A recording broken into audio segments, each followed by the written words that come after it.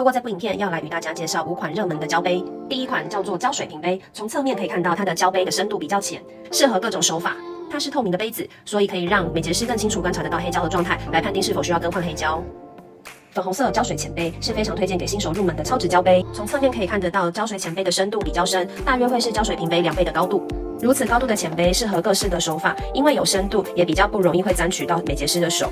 滴2滴的量在杯内给大家做参考。当要更换黑胶时，也可以很轻松拿取，不容易沾到你的双手哦。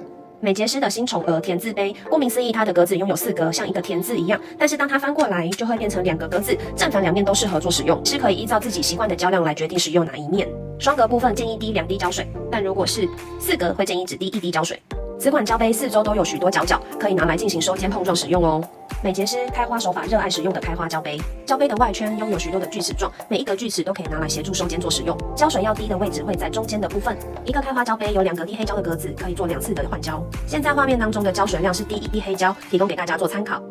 美睫黑胶蜂巢杯，一个蜂巢杯总共可以滴7滴胶水。蜂巢杯的杯底不是平面的，它是尖面的，所以即使它只滴1滴黑胶，但是它可以沾取的胶是比较深的。每一个蜂巢内的角落处都可以提供收尖来做使用。现在画面当中看到的这个胶量就是滴1滴黑胶进蜂巢杯的样子，提供给大家做参考。拿起蜂巢杯给大家看一下正面与侧面，这样你会选择胶杯了吗？按赞收藏哦。我是美艳追剧温度的讲师恩恩。